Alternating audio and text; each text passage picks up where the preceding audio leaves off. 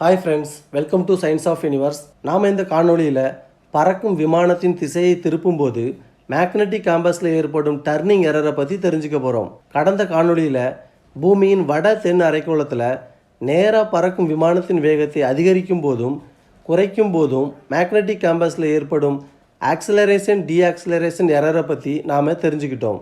அந்த காணொளியோட லிங்க் டிஸ்கிரிப்ஷனில் இருக்குது, பாருங்கள். ரொம்ப இன்ட்ரெஸ்டாக இருக்கும்.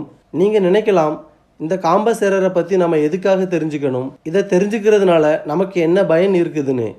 இந்த மாதிரியான காம்பஸ் எரரை பற்றி நம்ம தெரிஞ்சுக்கிறது ஒரு நல்ல விஷயமா இருந்தாலும் இதுக்கு பின்னாடி இருக்கிற அறிவியல் தான் நாம் தெரிஞ்சிக்க வேண்டிய மிகவும் முக்கியமான ஒன்றா இருக்குது. ஏன்னா காம்பஸ் எரருக்கு பின்னாடி இருக்கும் மர்மமான அறிவியல் தான் பூமியின் மேல் நடக்கும் பல அழிவுகளுக்கும் இயக்கங்களுக்கும் காரணமாக இருக்குது. அந்த மர்மமான அறிவியலை நாம் தெரிஞ்சுக்கிறதுக்கு முன்னாடி இந்த மாதிரியான அறிவியலின் சில மர்மமான செயல்களை முதல்ல தெரிஞ்சிக்க வேண்டியது அவசியமாக இருக்குது. சரி, நாம் இப்போ காணொலிக்குள்ளே போய் விமானத்தின் காம்பஸில் ஏற்படும் டர்னிங் எரரை பற்றி தெரிஞ்சுக்கலாம். ஃப்ரெண்ட்ஸ், இந்த காணொலியை முழுசாக பாருங்கள். உங்களோட கருத்துக்களை கமெண்டில் சொல்லுங்கள். விமானம் இப்படி ஏதாவது ஒரு திசையில் நேராக பறந்துட்டு இருக்கும்போது காம்பஸில் இருக்கிற காந்தத்தின் வடதுருவம் மட்டும் எப்போதும் பூமியின் வடக்கு திசையை நோக்கி தான் இருக்கும். ஆனால் இப்படி ஒரே திசையில் பறக்கும் விமானத்தின் திசையை மாற்றும்போது என்ன நடக்குதுன்னு பாருங்கள். காம்பஸில் வடக்கு திசையை நோக்கி இருக்கும் காந்தத்தின் வடதுருவம் பூமியின் வடக்கு திசையில் இருந்து விலகி காந்த பிழையை ஏற்படுத்தும்.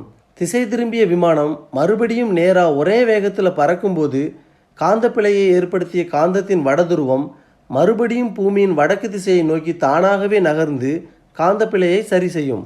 இப்படி நேராக பறக்கும் விமானத்தின் திசையை திருப்பும்போது காம்பஸில் ஏற்படும் காந்த பிழையை தான் டர்னிங் எரர்னு சொல்லுவாங்க.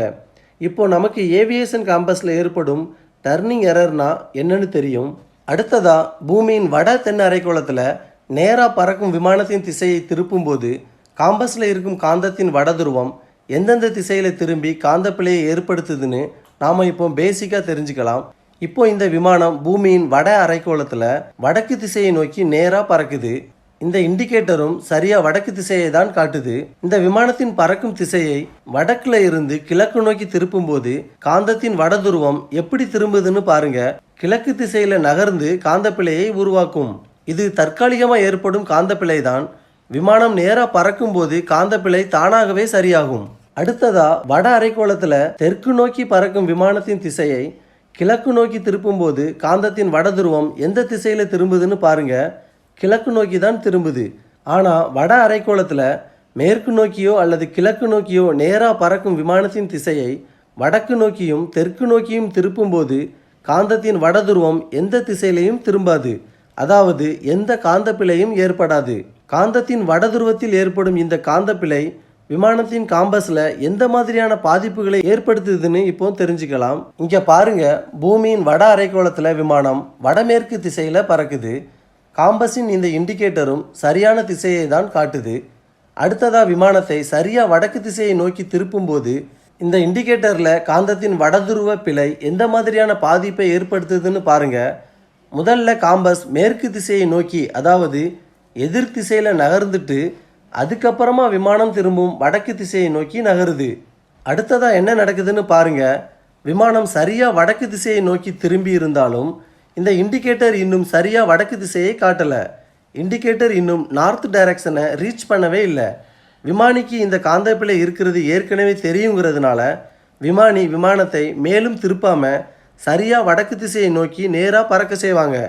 விமானம் நேராக ஒரே வேகத்தில் பறக்கும்போது காம்பஸில் இருக்கிற காந்தத்தின் வடதுருவம் மறுபடியும் தானாகவே நகர்ந்து காந்த பிழையை சரி செய்யும். இப்போ இண்டிகேட்டரும் சரியாக விமானம் பறக்கும் வடக்கு திசையை காட்டும். அடுத்ததாக விமானத்தை வடக்கு திசையில் இருந்து கிழக்கு திசையை நோக்கி திருப்பும்போது என்ன நடக்குதுன்னு பாருங்க.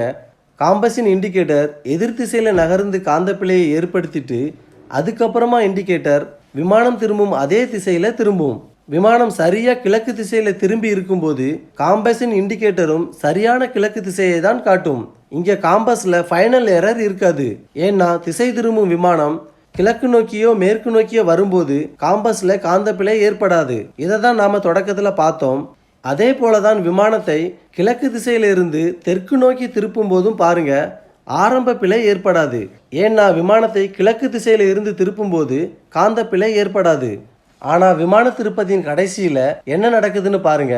விமானம் சரியாக தெற்கு திசையை நோக்கி திரும்புறதுக்கு முன்னாடியே காம்பஸின் இந்த இண்டிகேட்டர் சரியாக தெற்கு திசையை காட்டுது. ஆனால் விமானிக்கு தெரியும் விமானம் இன்னும் சரியாக தெற்கு திசையை நோக்கி திரும்பலன்னு. அதனால் விமானத்தை இன்னும் தெற்கு நோக்கி திருப்புவாங்க. அதனால் காம்பஸின் இண்டிகேட்டர் தெற்கு திசையையும் தாண்டி இப்படி நகர்ந்து காந்தப்பிழையை உருவாக்கும். இங்கே விமானம் கிழக்குல இருந்து தெற்கு நோக்கி திரும்பும்போது ஆரம்ப காந்தப்பிழை இருக்காது. ஆனால் திருப்பத்தின் இறுதியில் இந்த மாதிரி காந்தப்பிழை ஏற்படும். விமானம் சரியா தெற்கு திசையை நோக்கி ஒரே வேகத்தில் தொடர்ந்து பறக்கும்போது பிழை ஏற்படுத்திய காந்தத்தின் வடதுருவம் மறுபடியும் சரியான திசைக்கு நகர்ந்து காந்தப்பிழையை சரி செய்யும்.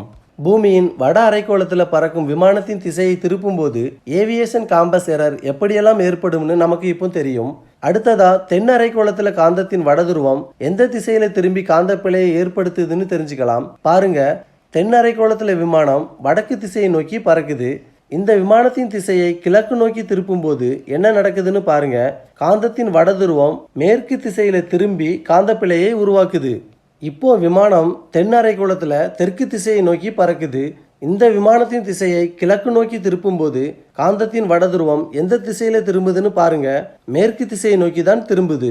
தென் அரைக்கோளத்தில் கிழக்கு நோக்கியோ அல்லது மேற்கு நோக்கியோ பறக்கும் விமானத்தின் திசையை திருப்பும்போது காந்தத்தின் வடதுருவம் எந்த திசையிலையும் திரும்பாது. அதனால காந்தப்பிழையும் ஏற்படாது. இப்போ நமக்கு தெரியும் பூமியின் தென் அரைக்கோளத்திலையும் வட அரைக்கோளத்திலையும் பறக்கும் விமானத்தின் திசையை திருப்பும் போது காம்பஸ்ல இருக்கிற காந்தத்தின் வடதுருவம் எந்தெந்த திசையில திரும்பி காந்தப்பிழையை உருவாக்கும்னு. அடுத்த காணொளியில விஞ்ஞானிகள் இதற்கு கூறும் அறிவியல் விளக்கம் என்ன, அதெல்லாம் சரியானு முதல்ல தெரிஞ்சுக்கலாம். அதுக்கு அடுத்த காணொளியில நம்மளுடைய அறிவியல் விளக்கம் என்னங்கிறதையும் தெரிஞ்சுக்கலாம். ஃப்ரெண்ட்ஸ், இந்த வீடியோ உங்களுக்கு பிடிச்சிருந்தா லைக் பண்ணுங்க. நம்ம சேனல்ல இருக்கிற மற்ற காணொளிகளையும் பாருங்க. இதுவரைக்கும் விடை தெரியாத பூமியில் நடக்கும் மர்மமான சில செயல்களுக்கும் நீங்கள் பதிலை தெரிஞ்சுக்க முடியும். ஃப்ரெண்ட்ஸ், நம்ம சேனலில் இருக்கிற காணொளி உங்களுக்கு பிடிச்சிருந்தா நம்ம சேனலை ஃபாலோ பண்ணுங்கள். இந்த காணொளி பற்றின கருத்துக்களையும் கமெண்டில் சொல்லுங்கள். அடுத்த ஒரு சிறந்த காணொளியில் சந்திக்கலாம்.